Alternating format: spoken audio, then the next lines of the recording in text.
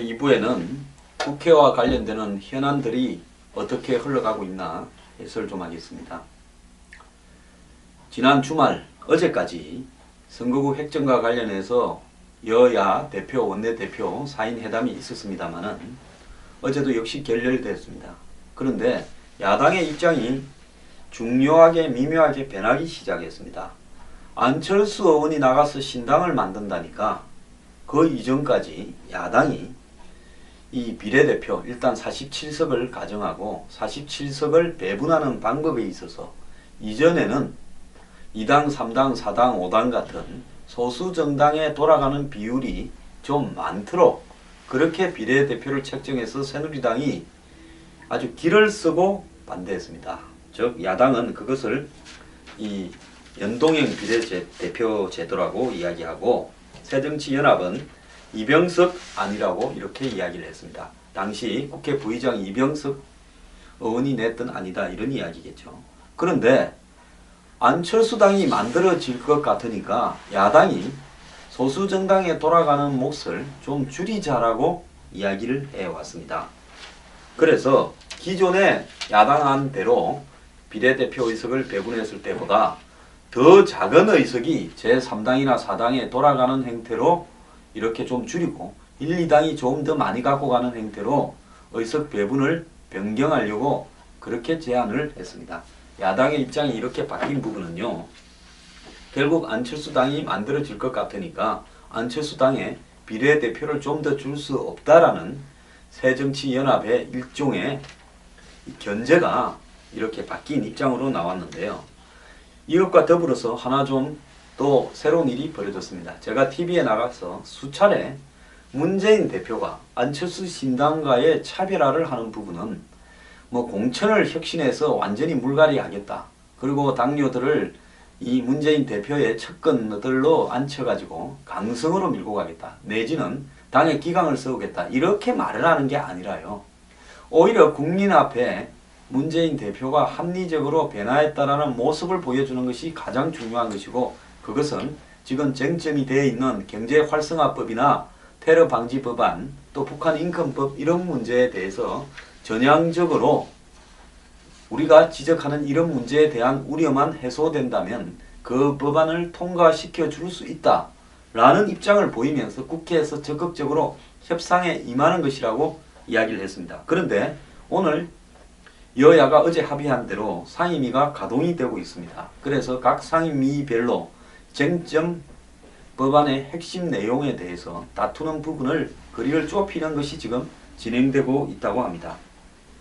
예를 들자면 산업통상자원위원회는 원시합 법안과 서비스산업발전기본법안에 나타나 있는 문제들, 즉 원시합 법안이 대기업의 M&A를 갖다가 문어발식 사업 확장을 도와주는 게 아니냐에 대한 우려를 논의하고 있고요. 서비스산업발전기본법은 의료 공공성 및 보건의료가 훼손될 수 있는 그런 문제에 대한 우려를 불식시키는 협의가 진행되고 있다고 합니다.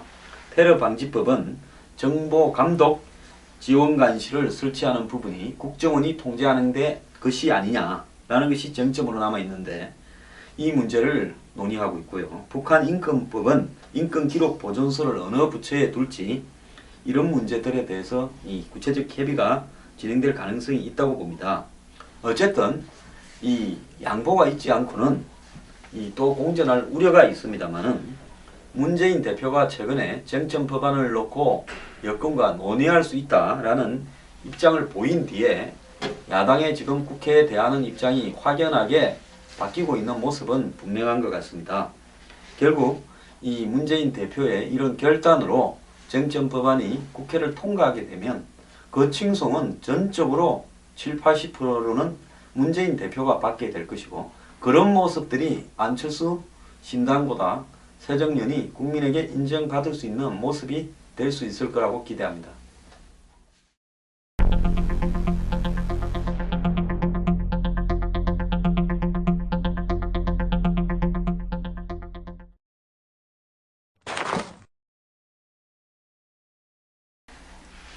자, 친박이라는 분들이 중요한 공기업에 계시다가 국회의원 출마를 한다고 그 공기업 사장직을 내던지고 사표를 냈습니다. 자, 인천공항공사. 인천공항을 관리하는 회사지 않습니까? 정말 중요한 그런 회사죠. 지금 중국이, 일본이 아시아의 허브 공항을 인천공항에 뺏길 수 없다고, 세계적으로 좋은 평판을 받아온 인천공항을 따라잡겠다고 엄청 노력을 하고 있는데요. 이 과정에 박완수 인천공항공사 사장이 1년 10개월이나 임기가 남았습니다.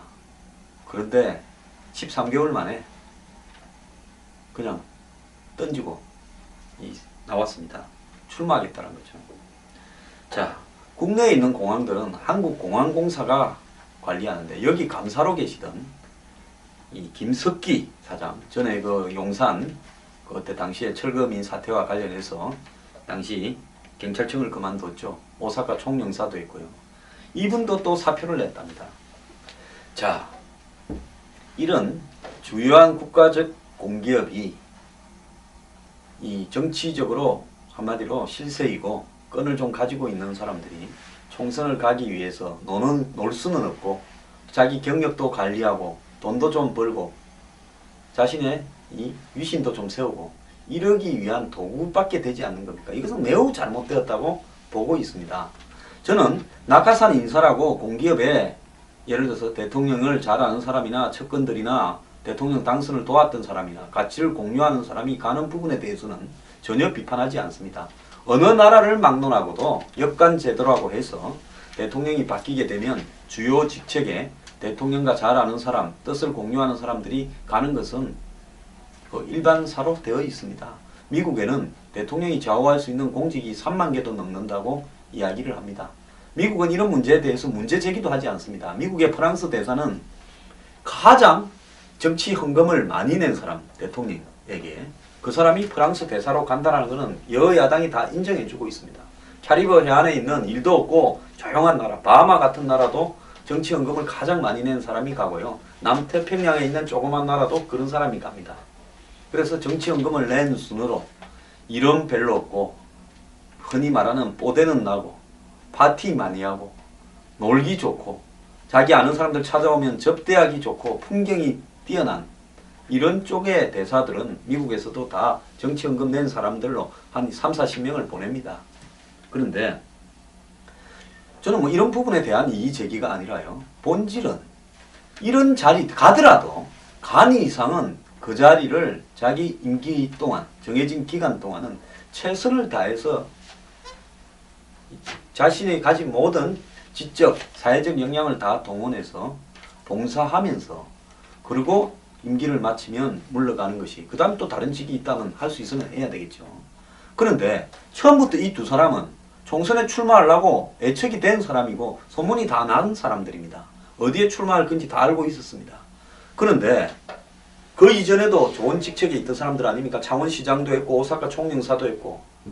아니, 이런 분들은 잠시라도 자기 경력에서 예를 들어 출마할 지역구를 한 2, 3년 전에 가서 갈고 닦는다든지, 안 그러면 정말 국회의원이 되기 위해서 사회적 봉사를 하는 경험들을 좀 갖는다든지, 이렇게 할 것은 생각 안 하고요. 나는 조금이라도 놀지를 못하니까 시간을 꽉 채워서 내가 필요한 타이밍마다 어디든지 가서 고급 차와 고급 대우와 많은 월급과 또 비서들, 그리고 대외적으로 내가 살아있다는 것을 보여주겠다고 이렇게 몰두하고 있습니까? 저는 매우 잘못된 일이라고 생각을 합니다.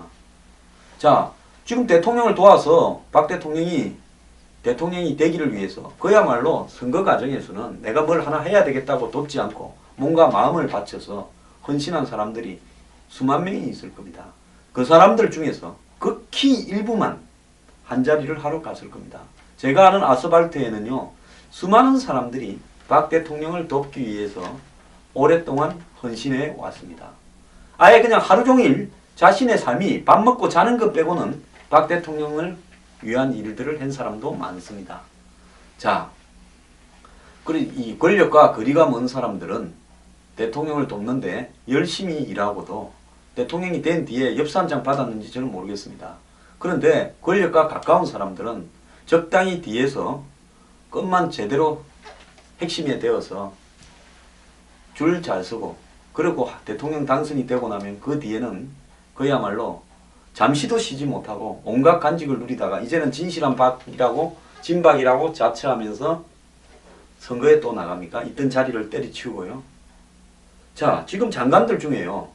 일찌감치 출마하겠다고 선언을 해가지고 아직 장관 교체가 되지 않아가 가지도 못하는 장관. 그 부서의 직원들은 장관이 일찌감치 기자회견을 해서 나 출마하러 간다. 이제 곧 그만두겠다라는 식으로. 물론 출마를 공식적으로 말은 안 했지만 출마로 가는 줄 세상은 다 알지 않습니까? 자, 그런데 그러면 장관을 그만두겠다고 하면 그만둘 때까지는 예를 들어서 장관직에 있어야 될 건데 자, 지금 개각이 지연되고 있는 이유 중에 하나가 뭐겠습니까? 예를 들어서 이 공직에 출마하려면 몇 달 전에 모든 공직에서 그만둬야 되기 때문에 지금 만약에 개각을 해버리면 장관직을 바로 개각되는 순간 옷을 벗어버립니다. 그러면 장관직이 공석인 상태에서 새로운 장관 후보자가 청문회를 가고 만약에 청문회에 낙마하면 2주, 3주, 한 달이 걸릴 수도 있는데 그 기간 동안 장관이 공석인 사태가 벌어지는 겁니다. 지금 정부에 5개 부처 이상이 개각을 앞두고 있는데 특정한 사람들의 출마를 위해서 장관직을 이렇게 공석으로 두었어야 되겠습니까? 자, 경제가 그렇게 중요하다고 초이노믹스를 하면서 경제를 살리겠다고 온 분이 끝까지 살리고 그냥 국회의원 한 번 안 하면 어떻겠습니까? 저는 부총리가 국회의원 하나보다도 훨씬 의미 있는 자리라고 봅니다. 국가를 위해서는요. 경제정책의 연속성이나 더 나아가서 예를 들어서 이 경제는 그야말로 신호지 않습니까? 자, 신호가 어떻게 가느냐에 따라 가지고 대중은 그걸 받아들이면서 굉장히 경제가 이렇게 변화가 됩니다. 자, 안정적인 경제 정책을 예측 가능하게 지속을 가지고 이렇게 보여주는 것과 저 사람은 장관이 돼가지고 무슨 초이노믹스니 뭐니 아무리 떠들어도 올 연말이 되면 무조건 출마로 갈 거다. 가서 친박의 실세로서 또 공천에 관여하고 총선에 관계할 거다. 이렇게 봐버리면 그야말로 1년 무슨 2, 3개월짜리 장관을 누가 장관이라고 생각을 하고 부총리라고 생각하고 경제정책이 연속성이 있을 거라고 생각을 하고 따르겠습니까? 그 부처에는 제대로 돌아가겠으면 내년에 정책 계획을 예산을 제대로 짤 수나 있겠습니까? 자, 장관 바뀌면 또 정책이 180도 바뀔 수도 있을 건데요. 이런 문제들이 자, 국가가 중요합니까? 개인이 중요합니까?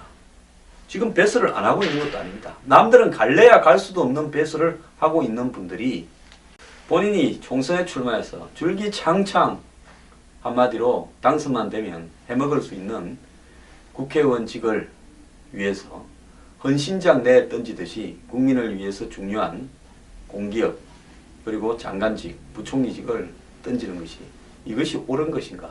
이런 사람들이 진실한 사람이라고 대통령 주변에 있는 것이 옳은 것인가? 정말 국민들이 한번 생각을 해봤으면 좋겠습니다. 딱 끝내.